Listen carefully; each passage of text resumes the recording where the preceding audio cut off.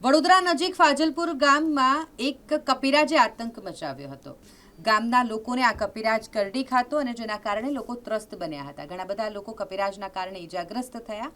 કપિરાજ ઘણા બધાને બચકા ભરી લેતો।